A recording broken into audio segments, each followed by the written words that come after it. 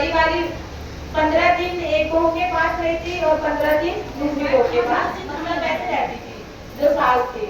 तो बड़ी वाली बहू के पास सासू माँ रहती थी। तो वो सुबह उठती थी, अपना 6 बजे के करीब उठ जाती थी उनकी सासू माँ, 5 बजे के करीब उठ के पूजा पाठ करके वो मंदिर जाती थी पूजा करने के लिए।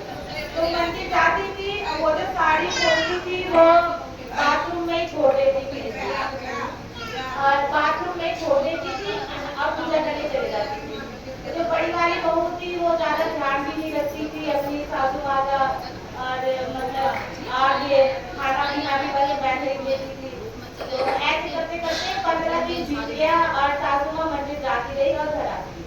अब सासू माँ छोटी बहू के पास आई रहने के लिए। तो वो वैसे ही सासू माँ सुबह 5 बजे उठती थी और मंदिर जाती थी। जो छोटी वाली बहू थी वो सुबह सुबह वो अपनी सास का साड़ी धो के और पसार देती थी और खाना पीना अपनी सासू माँ का मतलब दे देती थी। वो जो साड़ी में से जो भूमि टपकता था कि गुरु के महिमा से, वो भूमि नहीं टपकता था, वो हीरा मोती जवाहरात उसको पानी के रूप में टपकता था इसलिए साड़ी में से। तो रोज वो उसकी छोटी बहू सोचती है, मैं तो यहाँ साड़ी धो के डालती थी, यहाँ पे इतने हीरे जवाहरात कैसे हो जाते हैं। ऐसे करते करते 15 दिन तक उसकी सास नहा के पूजा करने जाती थी।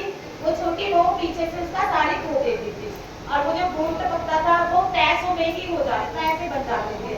वो छोटी बहू वैसे बहुत गरीब थी, पर धीरे धीरे वो बहुत मतलब तरक्की करने लगी। फिर बड़ी वाली सोची कि ऐसा कैसे हुआ, अभी तक तो सासू माँ मेरे पास थी तो कुछ भी नहीं था मेरे पास, अब छोटी वाली के पास इतना धन दौलत इतना कैसे हो गया उसके पास। तो वो छोटी वाली को अपने घर बुलाई, ये बता छोटी तेरे पास इतना धन दौलत अचानक से कैसे आया, सच सच बता, मुझे सिर्फ पूरी की कसम।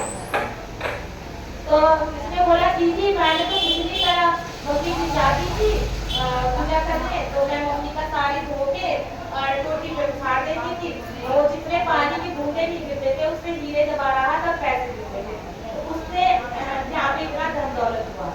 तो उसकी बहू वैसे ही थी, अब बोली माँ जी आप मेरे साथ चलो वहाँ रहना। तो माँ जी को अपने घर ले गई और सेम वैसी उसकी सासू माँ मंदिर गई और उसने पीछे से साड़ी धोआ और डाला, पर वो सिर्फ पानी की बूंदी टपक रही थी, उसमें से हीरे जवाहरात नहीं टपक रहे थे। तो उसने छोटी से बोला कि मेरे साथ तो ऐसा कुछ नहीं हुआ, तू झूठ बोलती है, कुछ और बात है।